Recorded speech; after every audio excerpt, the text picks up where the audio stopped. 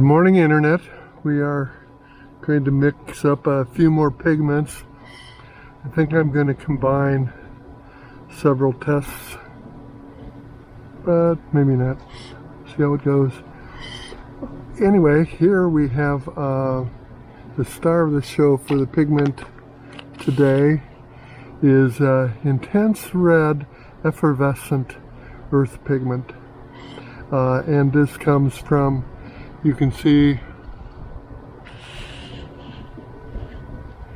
you may be able to see depending on which camera you're looking at. Oh yeah, you'll see with the wide angle. We're using a pigment from a French company called Color Rare, and they just sell hundreds of pigments, natural pigments and special pigments. I don't know what that means exactly, but yeah, they're really just an interesting company. Here I've got a couple of our last victims. They are that was a intense yellow, and then the and French ultramarine. So now we're on with including the yellow. We are in their fire series because we're going to do intense red effervescent and burnt earth effervescent, and see what it looks like.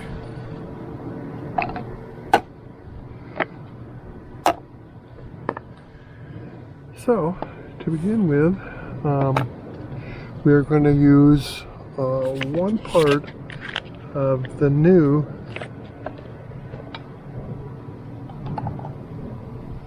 intense red. I think intense red should have a yellow pot tin. This is kind of a reversion back to earlier times when watercolorists went to the drugstore and got empty tins. Now I just go to Amazon and order them from China and get them the next day. I don't know what they're talking about, a supply chain problem, because I get stuff next day on Amazon. I never have to leave the house, and oh, isn't that wonderful? Anyhow, but we pre-mix some of the gum arabic, but now that we are using almost exclusively wonderful and very finely ground pigments, we don't need to grind them anymore, and we don't need to put them in a mortar and pestle. So I have retired the mortar and pestle, and never to be used again. Let's open up the intense red and get going. Enough talk, a little more action. Well, as you can see, the intense red is very finely ground, and we just had a an event where we'll use that for red. It just blew out of the pre-package, so I'm going to open it.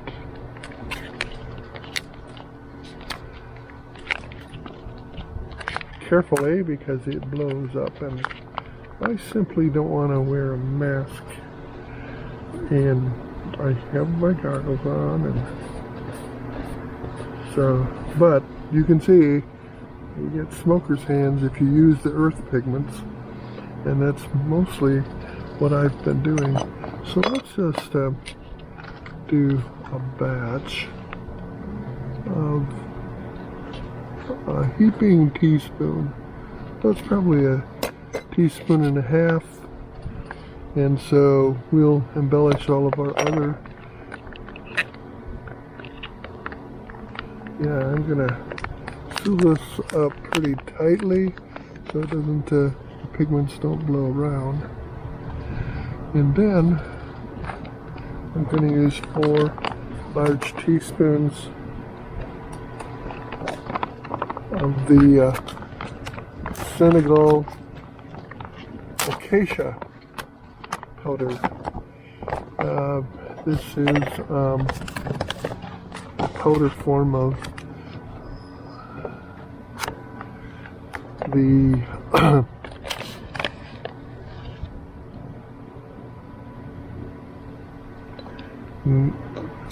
the main ingredient, and we have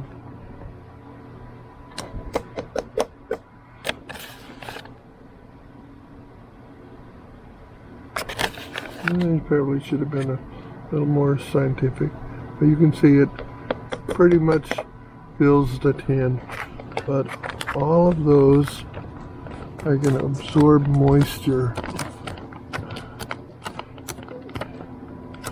and if we put in the other wet ingredients before water,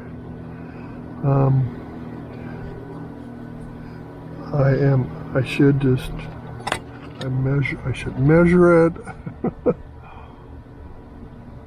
Just trying to eyeball it.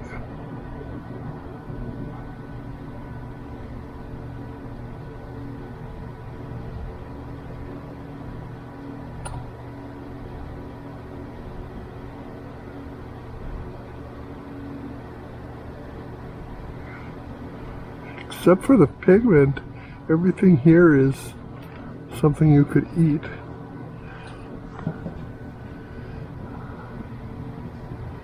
And now we're going to have a bit of ox gall. I'm going to use, in this one, I'm going to, I happen to my syringe. I've got a itsy bitsy syringe. Oh, here it is. Slipped up. And I put the, and now this is a 1 milliliter syringe. And so I can go tenths, and I'm going to go 3, between 2 and 3. There we go. And so now we've got the natural ox gall,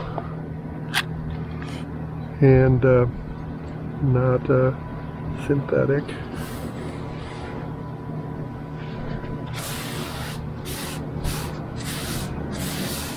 Yeah, I wonder if this is staining this red earth. I think so. I think all of them are staining, but we'll be testing those qualities. And I am now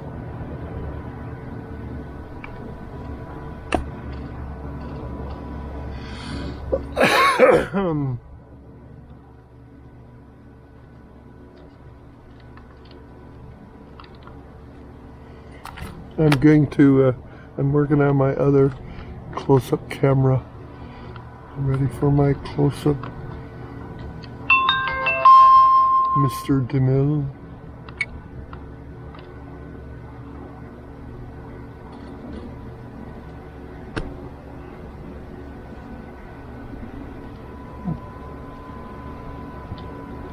I'm not recording yet.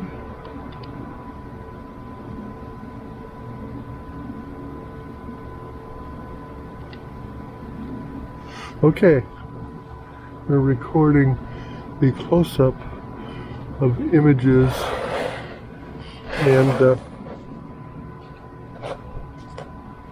that might be helpful for an inset image or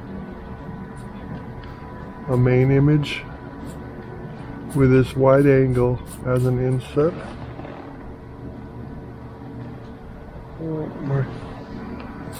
My behind the scenes camera, I'm going to soak this with a lot of moisture, and I'm going to go and fix my other camera.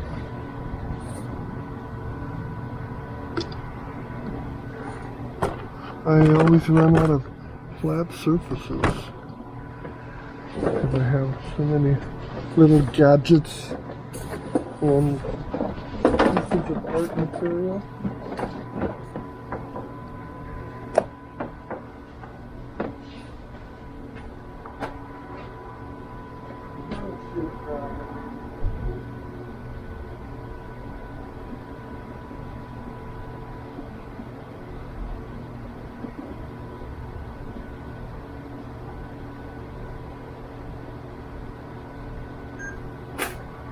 Okay, so we got the other camera on just to get the occasional angle and behind the scenes look.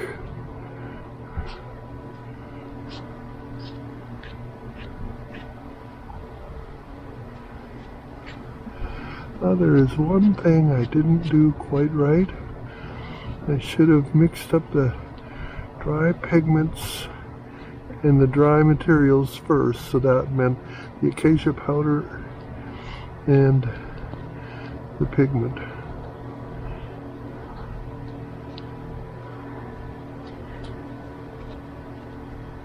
Oop. It's gonna be neat. Yeah, like I'm always neat.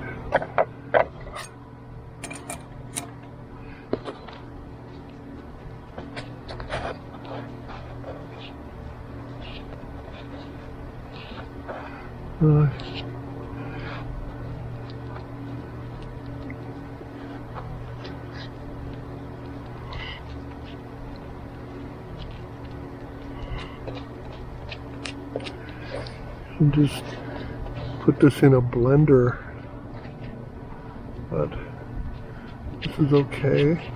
Now you can see this medium, which is mixing with our pigment. Looks a little bit like some sort of batter.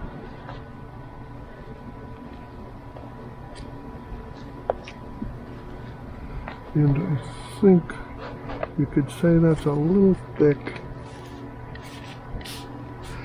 And now for the universal solvent, water.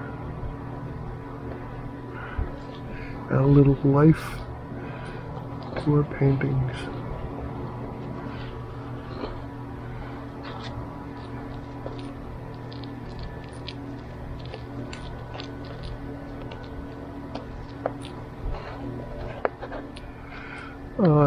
This can age as well and become even more saturated over time, but based on my readings, this may be how they used to do it, except for the grinding of the media of the pigment. Today there are machines that do a great job of grinding the pigment. I see other people grinding their pigment, grinding their paint, but these little granules of dirt pigment are extremely fine. As you can see, you've got some that were left over, and they just you can't see them. They're not, and when I was using the mortar and pestle, I couldn't hear them. So I decided, hey, I'm not grinding anything. I'm just mixing it. So might as well mix it in the tin you're going to use. And so I think we've got a pigment that we can use here. Oh, why do I do that? My favorite chamois, and I use it like I was using a paper towel. Well, that is just disgusting. I hate when stuff like that happens. Oh yeah, I'm trying to get that pigment off. That'll work. Anyway, Guess I have to always use the other side today. Go cut off another piece tomorrow. I use chamois to lift paint, and they are. It's as if you have a thin material that's a sponge, and it just picks up everything, and you can fiddle around and shape it.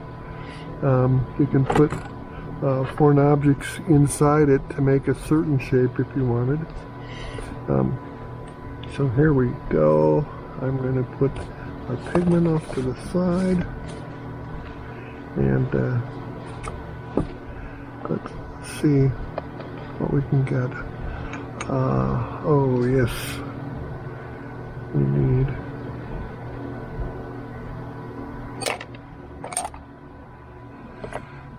need our paper, and Fabriano Studios is my choice.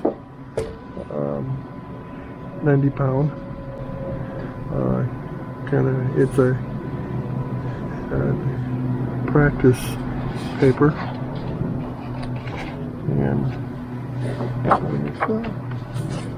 and today is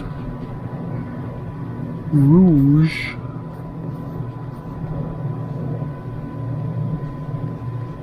Intense.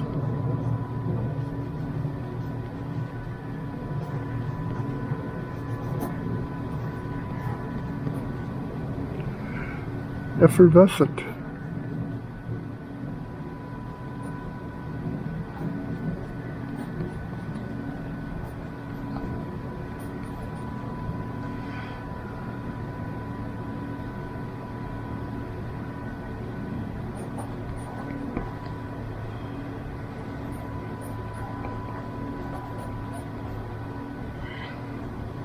Or intense red, or just red. I don't know if it's going to be what we need, but now I am going to let's use the same brush. Where'd it go? Okay, there it went.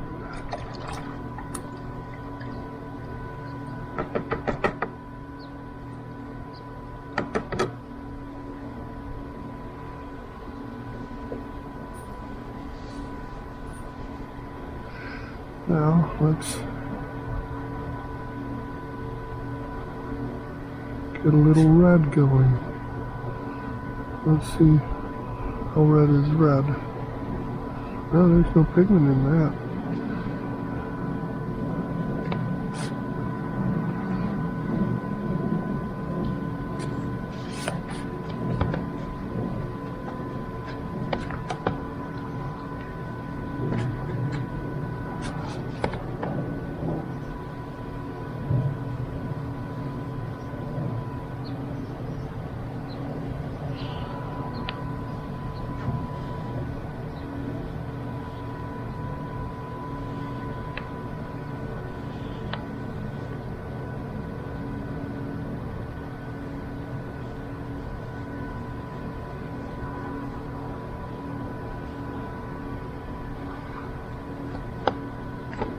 See if we can get that a little more intense. And I can't see how I could put any less pigment in, but gum arabic is pretty thirsty though, so I put quite a bit of water there too.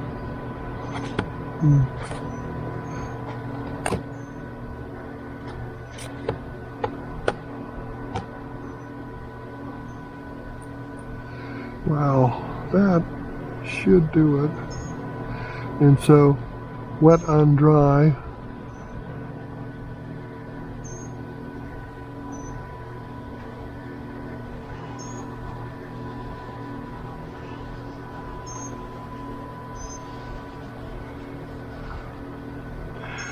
And so, I think we have something interesting going on here.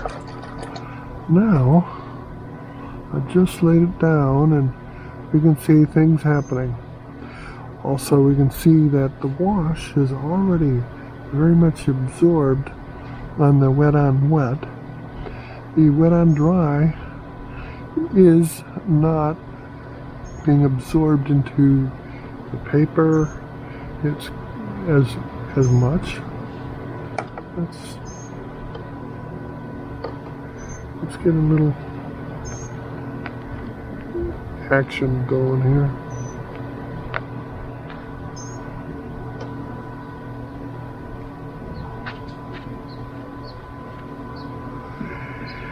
And we can immediately see some granulation happening. Let's let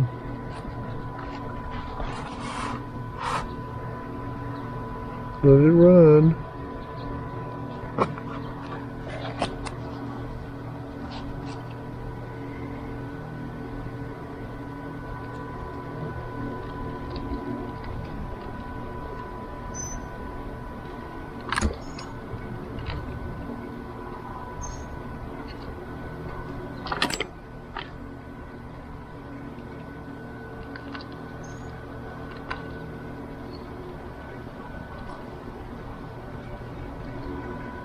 I'm adjusting the camera so you can see that a little bit better. Probably gonna be my worst session.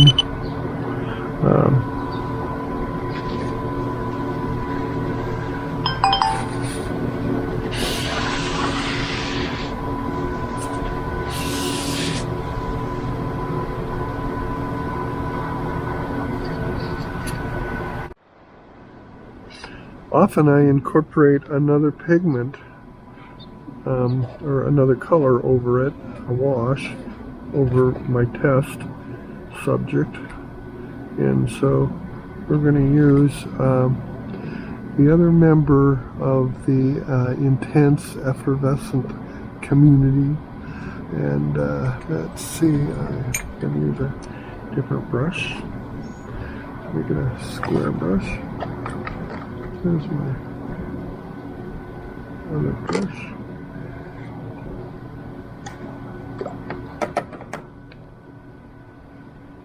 I'm going to use my flat brush.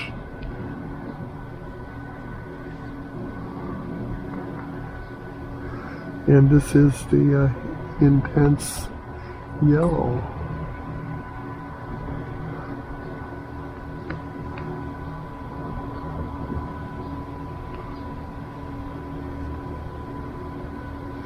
Okay, I got a pretty good wash going there. And so let's see what happens when we put this wash over the top of our intense red. We're putting an intense yellow, also earth effervescent, and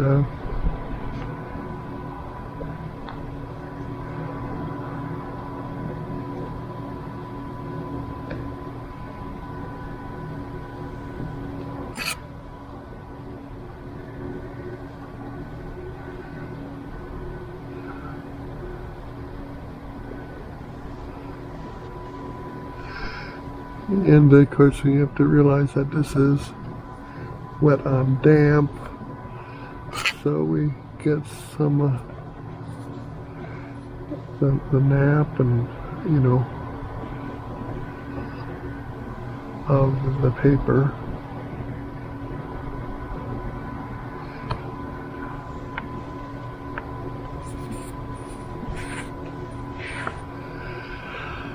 Okay, yellow and red make orange.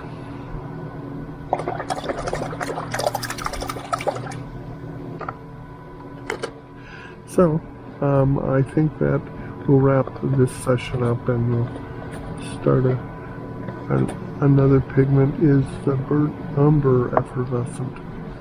We've already done a burnt umber, but effervescent may be effervescent.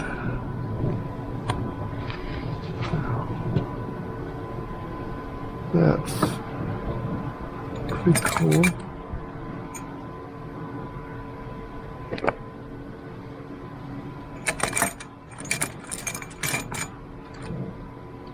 Well, anyway, that's the end of today's session.